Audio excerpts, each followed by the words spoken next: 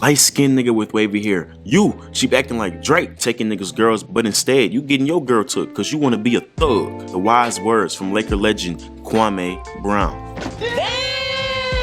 The All the Smoke podcast is a podcast between Matt Barnes and Stephen Jackson. Their whole slogan, the whole title of their podcast is keeping it real for the audiences. That means cussing, talking about anybody and anything under that nature. The name of the podcast is All the Smoke.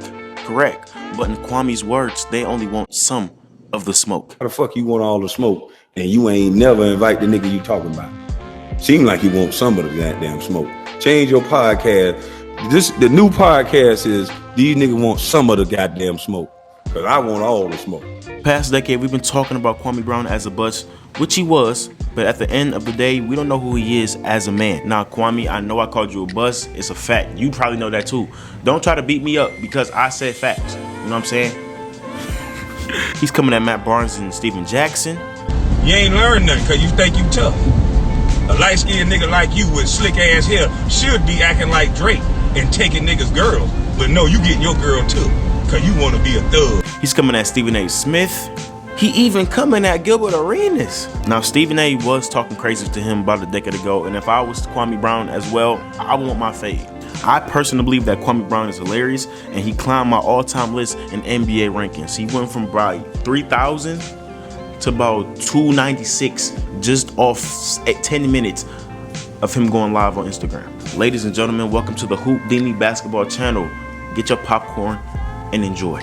Now, if you want to see the clips of everything on here, the link is going to be in the description. Just in case I forget to put it in the description, just go on Twitter, look up Kwame Brown, and there's dozens of videos of him talking crazy. Kwame basically had enough of everybody talking crazy to him and not to his face. Kwame Brown is probably the most popular NBA draft bust in history, and the reason is he played enough years for him to have enough tape to hate on him. It's like a 10-minute low light video of Kwame Brown on YouTube.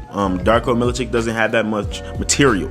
Anthony Bennett as well. So Kwame Brown has the gift of being just good enough to play in the NBA, but did not deserve that #1 overall draft pick.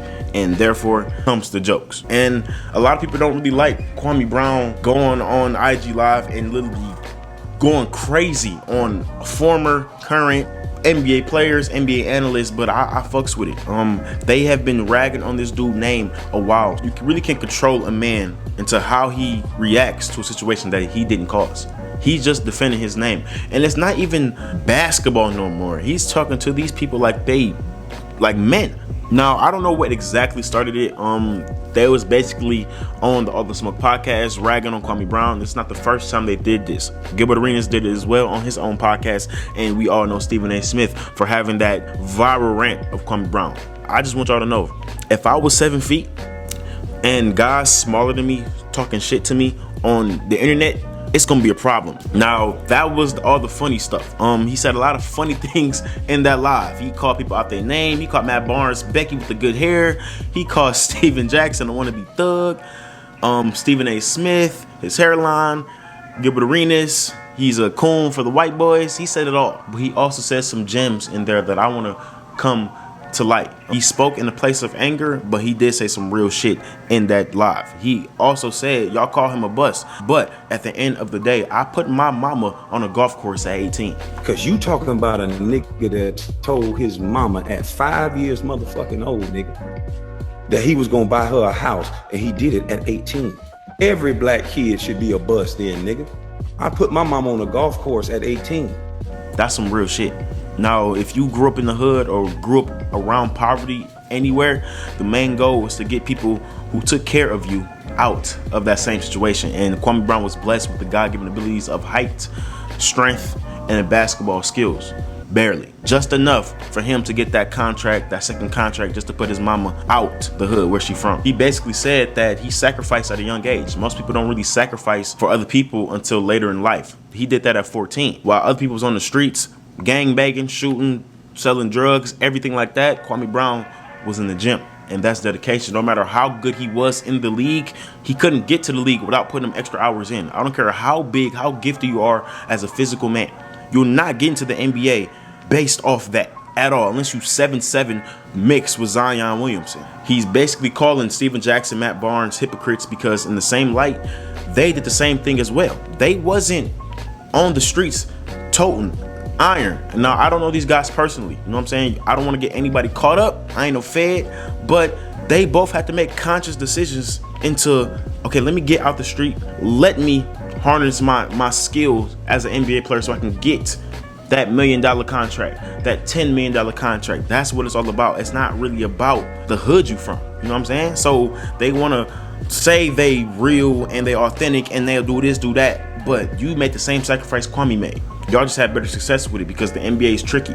You might be good, you might not be good. But at the end of the day, as a black male living under poverty-stricken lines, you made that money to get your family, get your children out of where you came from. That's real. Now, Kwame Brown wasn't that bad of an NBA player to receive all this negative energy. He averaged 6 points a game and 5 rebounds. Now, that's garbage. He basically did nothing well on the court, but he just knew how to stay on the NBA roster. He played on 7 teams, 12 seasons. You can't make the NBA, much less stay in it on accident. 12 seasons is a lot. That's a lot of money. I think he made $65 million in his career. I'm gonna be like, well, players are making that on their first contract. Bro, that's still $65 million. That's a lot of money. How much money you got? I don't got 65 million. I don't got 1 million. Give me 1/65th of his contract and I'm gonna be set. Like I said, bro, the main goal ultimately is to take care of your people, take care of your community. Yes, it's cool to be good at basketball, highlights, accolades, all that, but when you from where Kwame is from, where other NBA players are from, you want to take care of your family. He also said something funny about the 82-point thing with Kobe.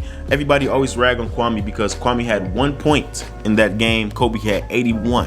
And the running joke was Kobe and Kwame combined for 82 points, And Kwame was like, my nigga, why would I shoot the ball where the hottest player in the world, on the planet, is about to have a historical night? Why would I take them shots away from him?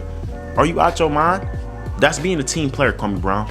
Thank you for that. If Kwame Brown took 7 shots, I don't know how many shots he took in that game, but he took more shots than he did. Kobe might have had 67 or 74. Nah, 81 is so iconic. I'm gonna be saying 81 until I pass away. Did you see the screens I was setting, nigga? I thank you for that, Kwame Brown. Without them screens, it would have been tougher on Kobe. Kobe would have probably still had 81, but them screens gave him some more energy to get them open looks. I appreciate you, brother. Now, I like the Matt Barnes, Steven Jackson podcast, but them niggas is scared as hell. Bro, if any other player said this about them two players, they would have went on the whole tour saying how this player is this, he's soft, he weak, all that. But when Kwame came around, why you getting mad at me? I didn't do nothing. Bro, Matt Barnes drove, how many miles to see Derek Fisher? How many miles? Matt Barnes says every podcast who he fought, who he had beef with in practice. Steven Jackson, the same thing. But when Kwame come around, don't mess with that country boy. Around the league, everybody knew Kwame Brown wasn't good at the game of basketball. But one thing you're not supposed to do is make fun of him, because Kwame Brown can fight. He can fight. Y'all say he got small hands, he can't catch the ball, but when that small hand connect to your jaw, it's bad.